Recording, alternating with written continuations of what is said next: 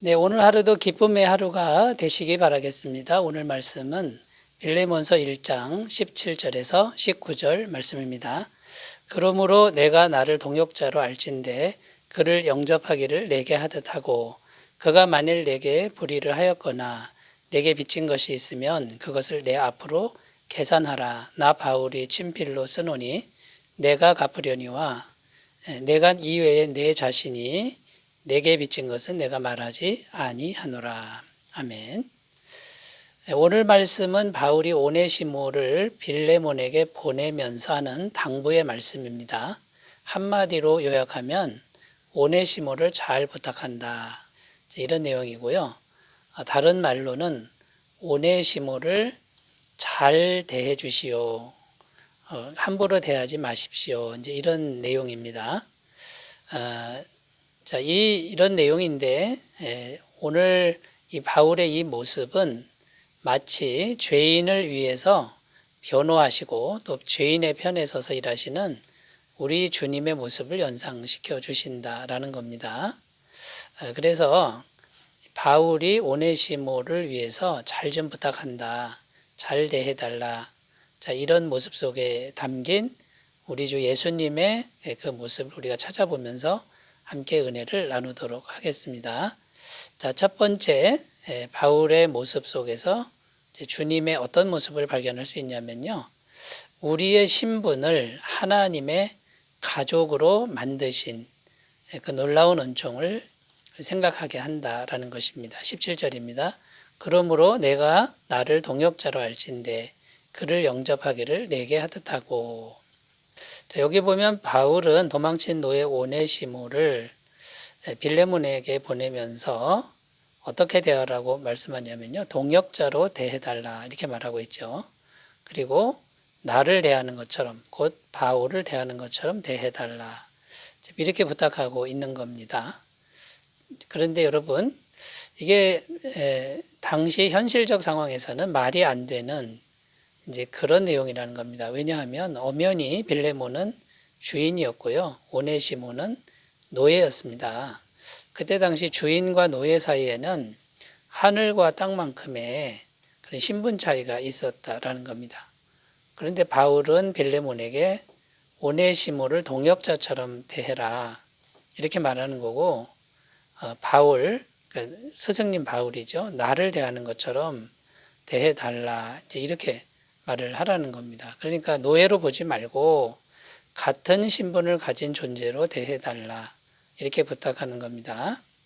거기에다가 형제로 대해라, 또 가족처럼 대해라 이제 이런 의미가 담겨 있다라는 것이죠.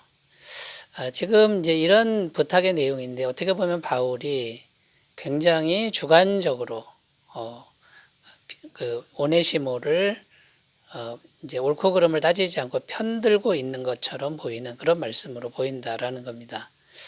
그런데요, 우리가 잘 생각해 보면 우리 주님이신 예수님도 우리를 향해서 이렇게 하신다라는 겁니다. 굉장히 주관적인 것처럼 우리를 위해서 전폭적으로 일하시는데 우리의 죄인된 신분을 하나님의 가족의 신분으로 이렇게 올려주시는 그런 일을 한다라는 것이죠.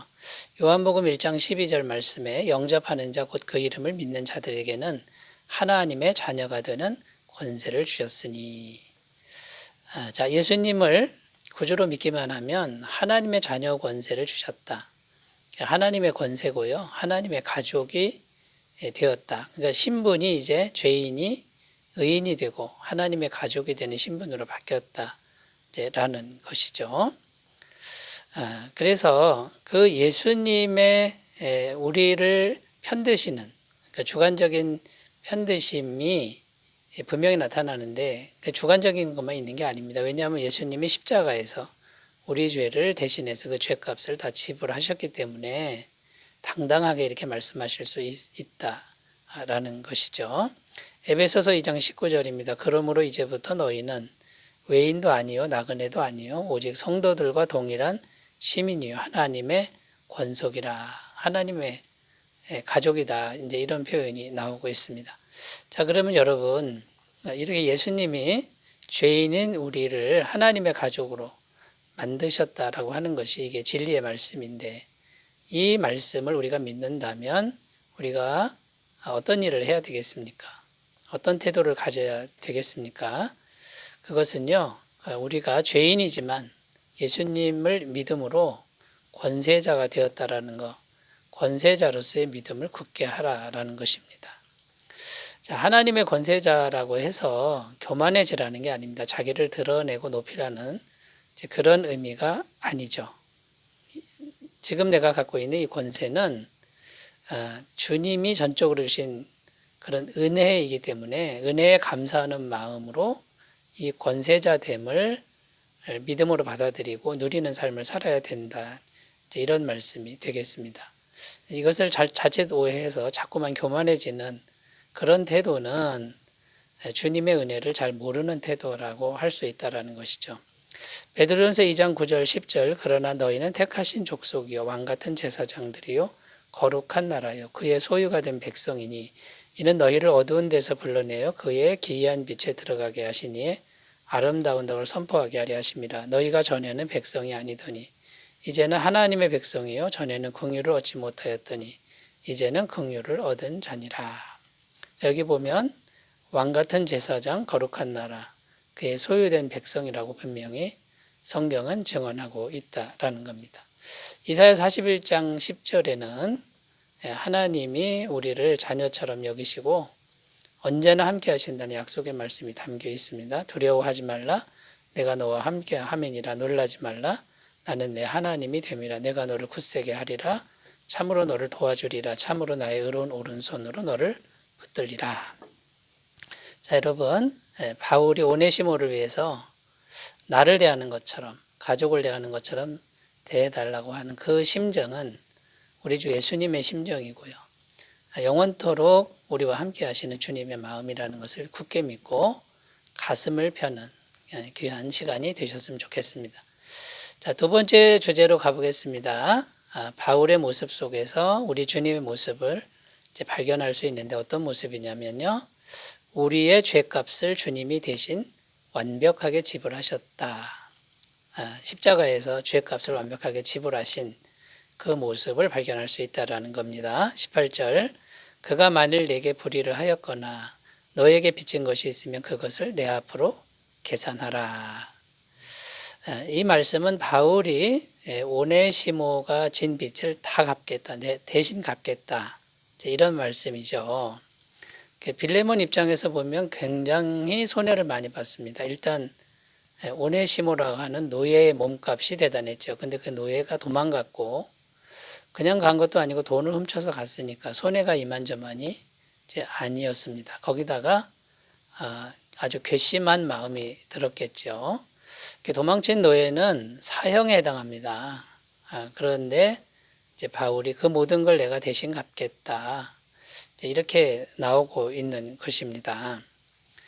자, 이 모습이 바로 우리를 향하신 주님의 십자가를 지신 마음, 그러니까 죄값을 우리 대신 지불하신 이제 그런 마음이죠. 우리가 죄인이었을 때 마귀가 우리를 참소하고 우리를 어떻게든지 죽이려고 하는데 예수님이 이렇게 변호하는 겁니다. 내가 십자가에서 죄값을 다 지불했으니 용서해 달라라고 이렇게 변호하는 그런 모습이라는 거죠. 에베소서 1장 7절입니다. 우리는 그리스도 안에서 그의 은혜의 풍성함을 따라 그의 피로 말미암아 속량 곧 죄사함을 받았느니라. 예수님이 완벽하게 속량하셨습니다. 값을 지불하고 죄에서 구원하신 것이죠. 요한일서 4장 10절입니다. 사랑은 여기 있으니 우리가 하나님을 사랑한 것이 아니요 하나님이 우리를 사랑하사 우리 죄를 속하기 위하여 화목제물로 그 아들을 보내셨습니다.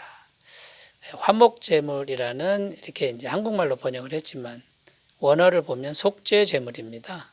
죄값을 지불한 제물로 예수님이 이 땅에 오셨다라는 것이죠.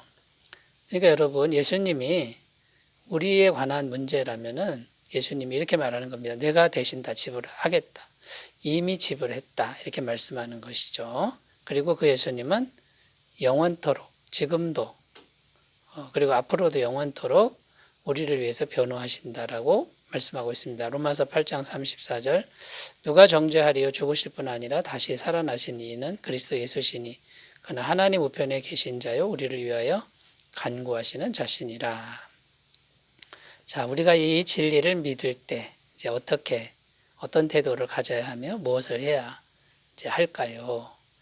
여러분, 우리도 다른 사람의 짐을 지는 또 다른 사람을 위해서 내 것을 나누어 주는 이제 그런 삶을 살 때 주님을 닮아가게 이제 되는 것이죠. 여러분, 이렇게 자신을 나눠주고 그 다음에요 다른 사람을 위해서 짐을 져주는 그런 삶을 살아가시기 바라겠습니다. 자, 세 번째 주제로 가보겠습니다. 바울의 모습 속에서 우리 주님의 모습, 어떤 모습을 발견할 수 있는가? 그것은요, 항상 용서받고 항상 용서하는 삶, 항상 용서받고 항상 용서하는 삶, 이것을 이제 우리가 할 수 있다라는 것입니다. 19절입니다. 나 바울이 친필로 쓰노니 내가 갚으려니와 내가 이외에 내 자신이 내게 빚진 것은 내가 말하지 아니하노라. 자, 19절 이렇게 말씀하는데 그 부분에 보면 너 자신이 내게 빚진 것은 내가 말하지 아니하노라. 자, 빌레몬이 바울에게 빚진 거 말하지 않겠다. 이제 이런 내용인데 무슨 빚을 졌을까요? 금전적인 빚이 아니죠. 영적인 빚입니다. 이제 복음을 바울이 빌레몬에게 전했고 영생을 얻게 됐습니다. 그러니까 영생의 빚을 졌다. 이제 이런 겁니다. 자, 구원받고 영생을 얻게 하는데 넌 나에게 이런 은혜의 빚이 있다. 근데 그거 묻지 않겠다. 이제 묻지 않겠다고 하지만 그 영생의 은혜를 받은 거를 생각해 달라라는 거죠. 여러분, 하나님의 영생을 얻은 것, 이거는요, 하나님의 영원하신 용서를 받았다라는 겁니다. 근데 그 용서를 받게 도와준 게 누구냐면 바울이라는 거죠. 그럼 하나님께 용서받은 것은 가치가 얼마나 되느냐면 엄청난 가치라는 겁니다. 이제 복음서에 보면 1만 달란트 빚진 자와 100데나리온 빚진 자, 이 비유가 나오는데요. 1만 달란트 하나님께 빚진 것이 우리의 죄입니다. 1만 달란트는 평생 일해도 갚을 수 없는 돈이죠. 그런데 하나님이 값없이 탕감해 줬다라는 겁니다. 그런데 그 사람이 1만 달란트 탕감받고 나가서는 100데나리온 빚진 사람 멱살을 잡고 때리고 감옥에 가두었다. 이런 얘기죠. 주인이 그 소식을 듣고 그 1만 달란트 빚진 자를 탕감해 준 사람을 다시 불러다가 감옥에 가두라고 하는 그런 내용입니다. 자, 여러분, 그러니까 우리가 하나님으로부터 1만 달란트 빚을 탕감받았습니다. 그게 우리의 죄입니다. 영원히 해결하지 못할 그 죄를 하나님이 값없이 예수님 때문에 탕감해 주셨습니다. 용서해 주셨다 그러면 우리는 계속 용서받는 존재죠. 그럼 어떻게 해야 됩니까? 우리가 우리에게 죄 지은 사람, 잘못한 사람을 이제 끊임없이 용서하는 삶을 살아야 한다라는 것이죠.